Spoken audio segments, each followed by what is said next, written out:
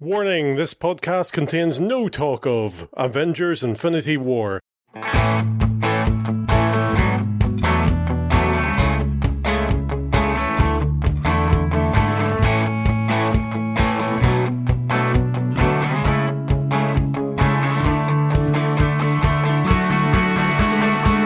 Hi, I'm Mark Adams and this is Marksmess Podcast.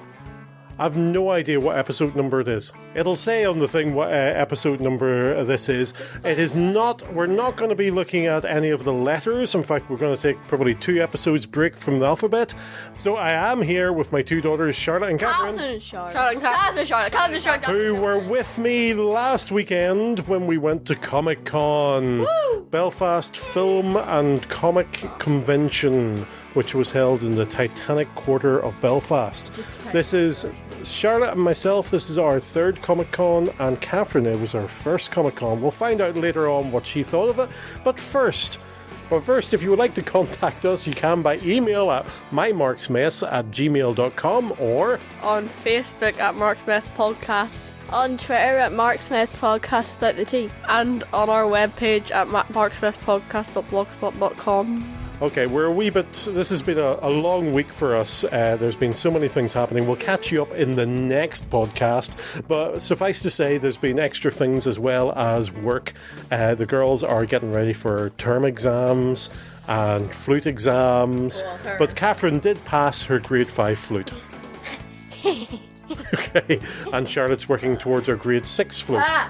What we'll do in this episode is we'll take a break now, and then when we come back, we'll do some of the recordings we did at the Comic Con, which are with a couple of creators plus the 501st. And then there's a wee bit of us talking immediately after we come out, and then we'll come back and we'll talk a wee bit about how we feel about Comic Con right now. See you in a minute.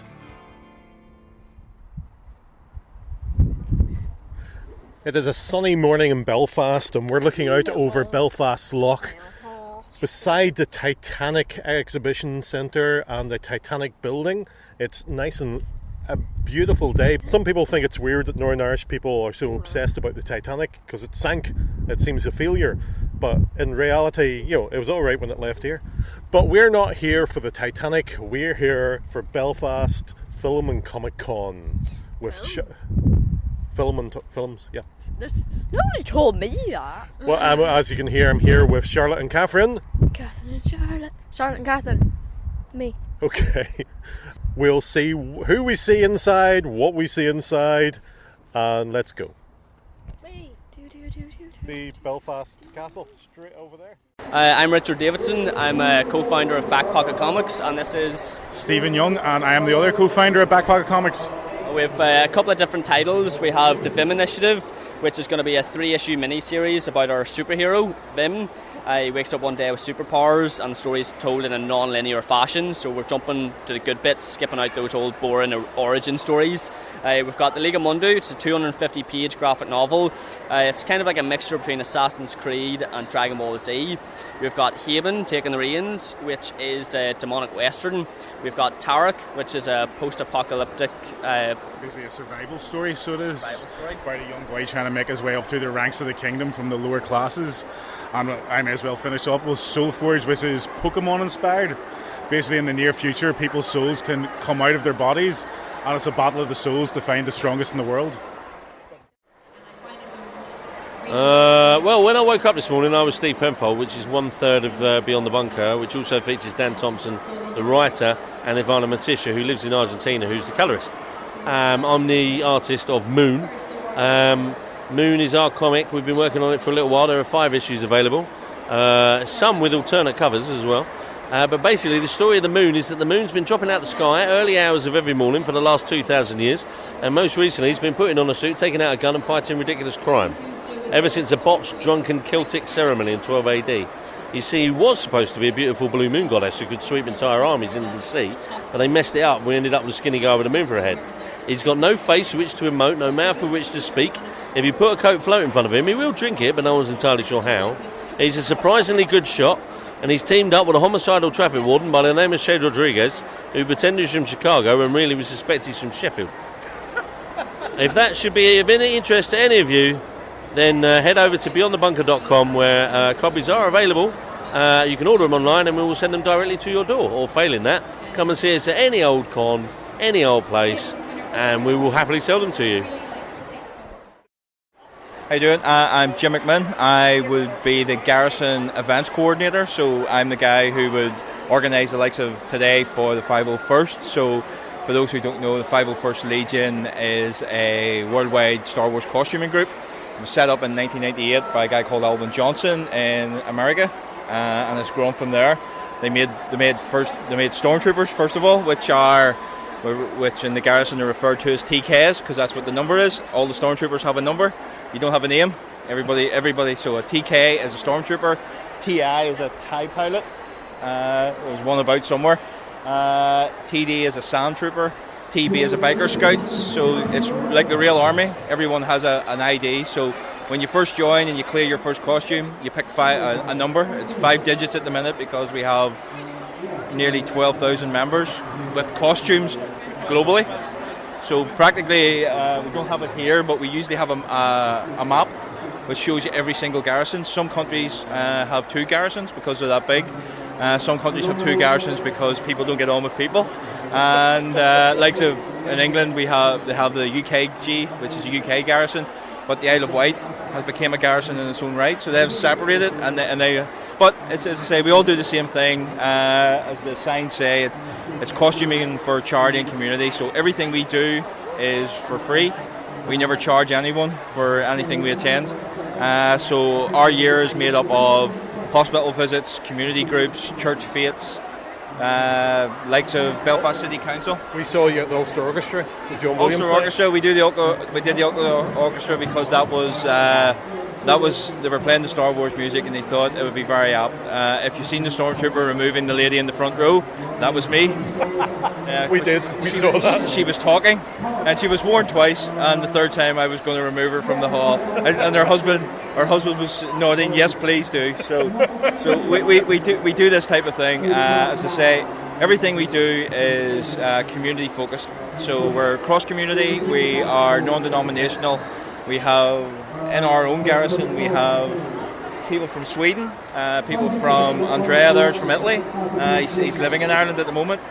So this today is made up equally of members from North and South. So technically, being Northern Ireland and our lovely little country, we should be part of the UKG, but it physically doesn't work for us.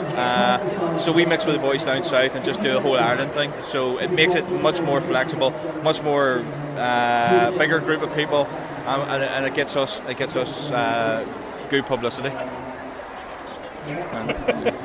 And that's a clone trooper. And I have to say, it's really nice being in Northern Ireland. You're used to the PSNI policing things. It's nice when you go somewhere and it's a stormtrooper. Yeah, well, people always say that's the first comment they usually ask when the stormtrooper speaks back to them with the Northern Ireland accent. They're like, I've never thought of a stormtrooper, and we always tell them that those are the worst stormtroopers because they're the baddest of the stormtroopers. That's the really bad stormtroopers. So yeah, but as I say, everything the 501st does, as you can see from the table, and the Rebel Legion, we do is movie accurate. So we have things in the if you go onto the main Legion forum, you'll see a thing called a CRL, which is a customer reference library. So those are basically taken from Lucasfilm or Disney movie accurate costumes, and we make every single costume so everything you see here today you would see in the movie, and that's the imperfections as well. That's fantastic. Thank you very much. You're more than welcome, guys. Okay, we're just out of Comic Con for this year. So, Charlotte, you've been to Comic Con twice before. What do you make of this year? The other 2 were better. In what way were they better?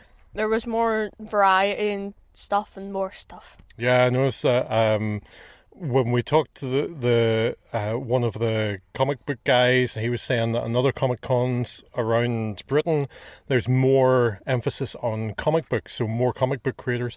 I mean, there was a guy there selling fudge. Not very comic booky. Mm-hmm. Or filmy. Comic book names on it. Yeah, he did. He made an effort.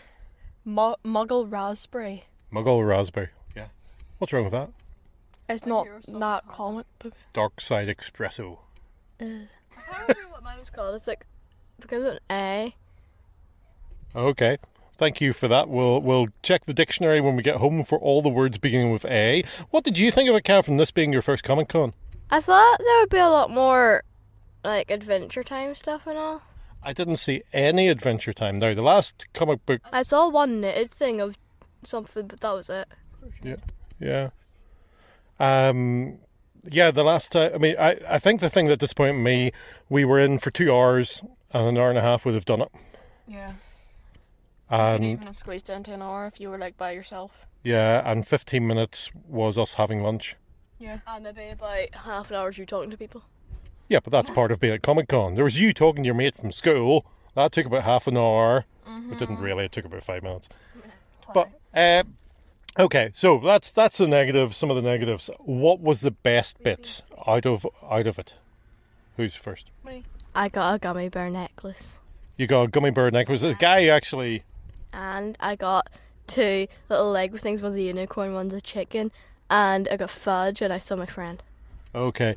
One of the things I like is we're sitting in the car park, and there's a soldier and Deadpool walking past behind the car. That's just weird. Best thing was, I got a Spider-Man necklace, which is very nice. And I got Captain America shield earrings. That's very good. Which I really like. Right. And I got fudge. One of the things I'd like to do at Comic Con is to sit and listen to the people talking. There was the guy who played Adric was there, and then as we were leaving, a couple of actresses were up on board. I didn't actually recognise them, but that means nothing. They could be very famous. But you two don't want to sit and listen to people talk.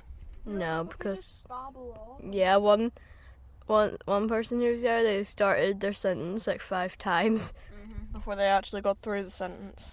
Okay, I'll tell you what, we'll talk again maybe in a few days' time to see what else we can come up with and finish this podcast off.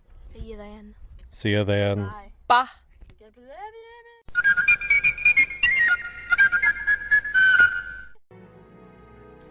You like cheap comic books, right? Well, I'm Professor Allen, and I talk about cheap comic books on the Quarterbin Podcast. In every episode, I'll dissect a single comic from my collection, as long as I paid no more than 25 cents for the issue. Forget about $4 new comics that you can read in 4 minutes, or crossover events that can cost $100 to collect. Join me in the Quarterbin, where even bad comics are a bargain, and good ones are a steal. The Quarterbin Podcast is part of the Relatively Geeky Podcast Network. Visit us at relativelygeekypodcast.blogspot.com or search Relatively Geeky or Quarterbin Podcast in iTunes. I guarantee it'll be worth every penny.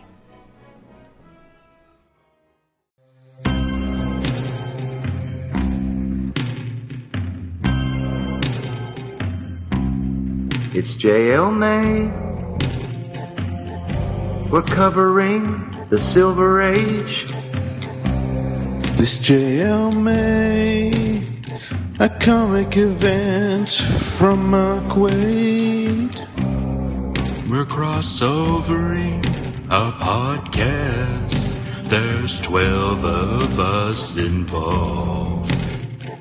Get it in your ear holes, this JL May. We'll tell you all about the Silver Age. It's not great, but it's okay. We really have to warn you. It has a controversial one, where Mark Miller wrote the lead. But it also has some good stuff. Teen Titan style Age Metal Man. Challenges of the unknown. Green Lantern, Flash, Patrol of Doom. The 7 Soldiers of Victory are in there too. The annual JL May event is upon us once more. 2018, we're reading The Silver Age from 2001. The journey begins in the podcast Justice's First Dawn and continues in the shows Relatively Geeky, Coffee and Comics, Supermates, Waiting for Doom, Idlehead of Diablo, The Longbox Crusade, The Lantern Cast, Batgirl to Oracle, Comic Reflections, Cosmic Treadmill, the Fire and Water Podcast. Do you know it's JMA at all? We checked the date. It came out in 2000. We got it right. And we're ready for some fun. Do you know it's JMA at all?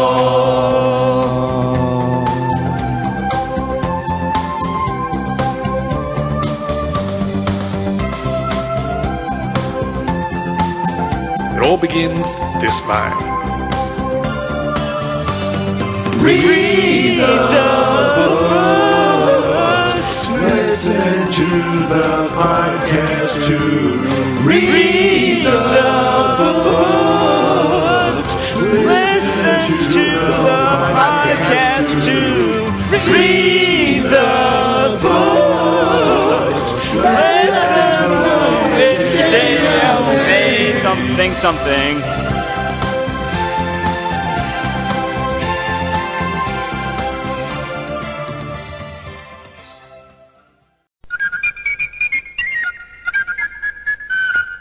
And we're back.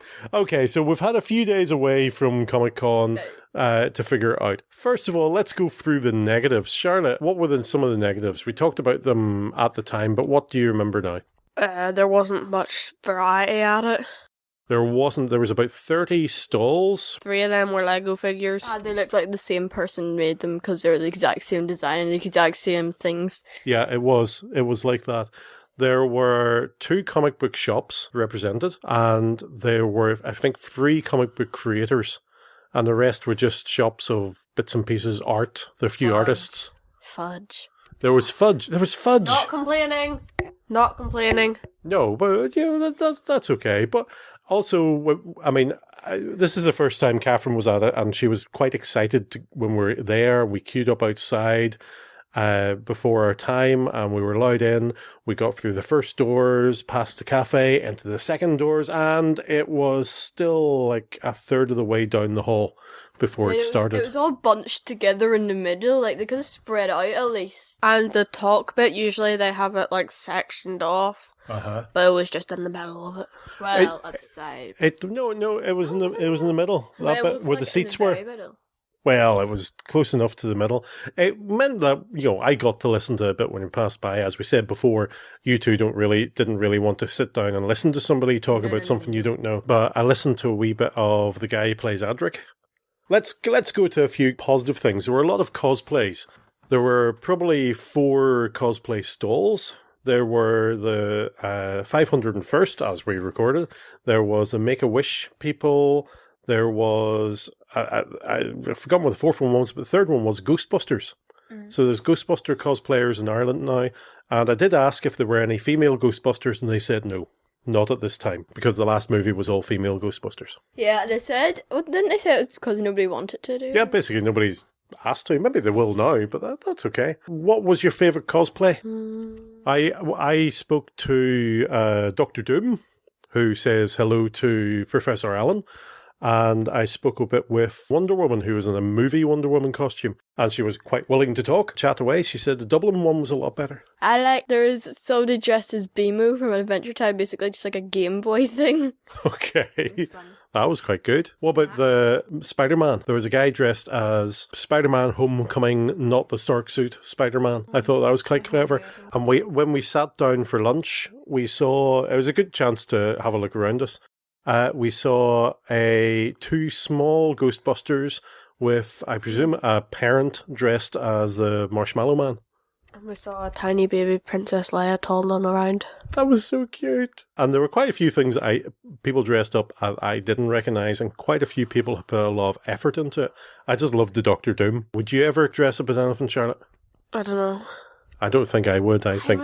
What would you dress like, Catherine? I want to do it next year. I don't know.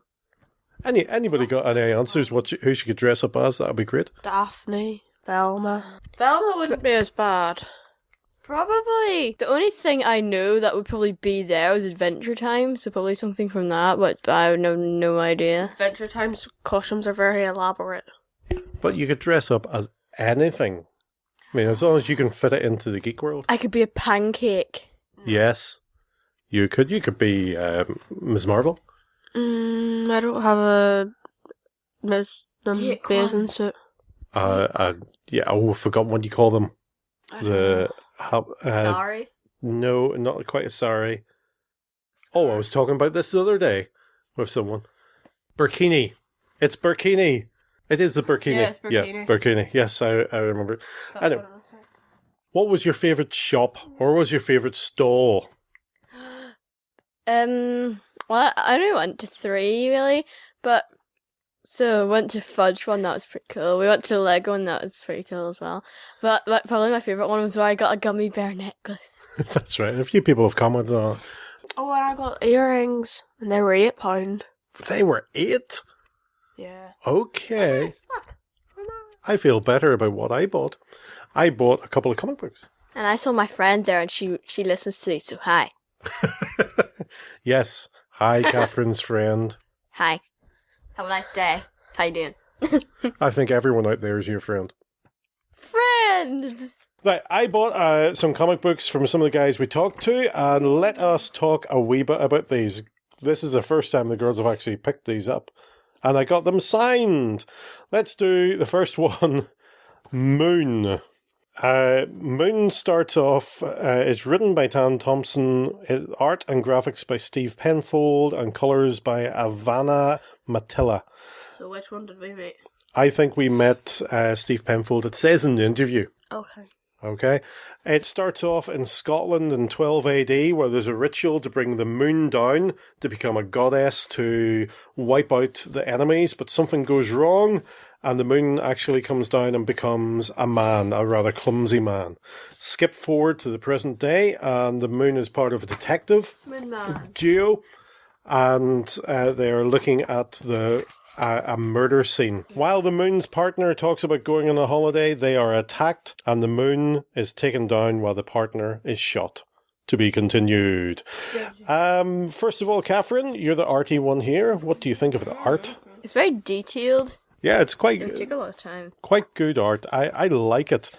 The story, halfway through, I got thinking, is the moon ever actually going to do anything interesting? Because the moon doesn't speak in it. It's just basically a man in a black suit with a moon head. So obviously he doesn't speak. But it actually got really interesting near the end. It was interesting at the start, interesting at the end. A couple of pages where I thought, oh, this has slowed down so much, but then it picks up the pace again to the end. I got the second comic as well, and I will be reading that. I would actually recommend it. Would you buy another one? I've got another one. I think there are 5 comics in the series so far. Another one is that? I think I would. I would go out of my way to buy one. So I might actually look out on the internet and see if they'll send us stuff, which they will, of course. Okay, the next one is, Charlotte? The Vim Initiative. The Vim Initiative. And this is by the Northern Irish Boys and Pocket Books. Written by Richard Davidson. Art and letters by Slate. It's by Slate. And cover by Matthew Ryan. This is quite interesting. It is a non-linear story. What means what? It means it doesn't start at the beginning and end at the end. It starts in the middle and goes to the start and goes to the end and goes to the middle. Like, you're probably wondering how I got here. Well, I'll tell you. Here's the end. A bit like that. Somebody once told me when telling children's stories, don't start at the beginning. Start halfway through. Okay, it makes it more interesting. Why did I tell you that? Because I would tell children's stories at times. What do you think of the art, Catherine? Sorry, say that again. It's not as detailed and there's like no shading or anything. It's pretty cool. It's quite basic. Yeah, it fits the story very well. And dark. This story, it's very hard to do a synopsis of the story because it does flit back and forth, but it's somebody who's developed superpowers and he's trying to figure out his powers. So his hair's over his mask? How do you do that? You have no top to your mask. Maybe then your mask will just go bleh. You use Velcro. I don't know how superheroes do it. You know what? You use glue. Oh, you have little holes in your head, in the top, and you just use a pencil to poke it through. As if you were getting your hair bleached. What? That's what they do with hair bleaching. You've got this cap, and they poke the hair through. Don't ask me how I know. I've never had it done myself. That's not how you dip dye it. You hold somebody upside down over a We're not talking about hairdressing here. I do not want to get to the stage where somebody says, yes, do a hairdressing podcast. Okay? Because this is going to get ridiculous then. Anyway, it was really interesting. They have two issues out. I bought the first one. They tried to sell me the second one. I wish I did take it because it is interesting. The way the story is told is very engaging. I mean, it starts off where he's, I don't know, a few weeks in the future, then he's in the past, then he's way in the future. I don't know what the present is. Okay, so the Vim Initiative, I am actually going to go in the next few days and try and find the next issue of that. And I think Moon, because I've got another issue, I'll wait a wee while. But this is good stuff. There's really good independent stuff. So Moon from Beyond the Bunker, and the Vim Initiative from Back Pocket, who are the Northern Irish guys from County Armagh, which is good for me. Support the local artists. Right, so out of 10, how would you rate the experience you had going to Comic Con? A 6 or a 7. 6 or a 7, Catherine? Probably like an 8 or something. An 8. I would say that it cost us more to go there for the 2 hours. We stayed for about 2 hours than it would to go to a 2-hour movie. Infinity. Shh, we're not talking about that. We'll talk about it next time. Like the stick For me. Like bleep bleep bleep bleep bleep bleep bleep was 2.5 hours long. 2.5 hours long, and it was like half the price. Yeah, it was about half the price.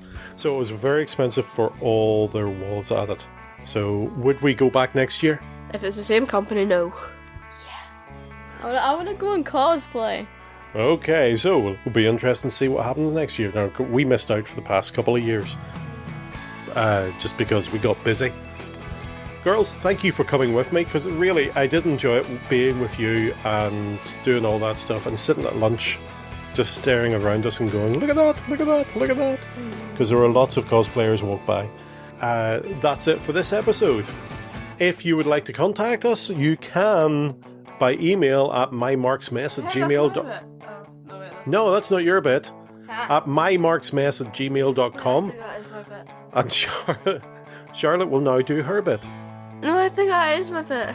You think that's your bit? Well, you do the other bit. Bit later. What about Twitter? At Marksmess Podcast without the T. On Facebook? Marksmess Podcast. Our webpage? Marksmesspodcast.blogspot.com. Next time, we're not doing the letter V, because that'll be the time after that. We're doing another special episode the next time. So, Catherine, would you like to say goodbye? Bye. Bye. And we'll see you next time on Marksmess Podcast.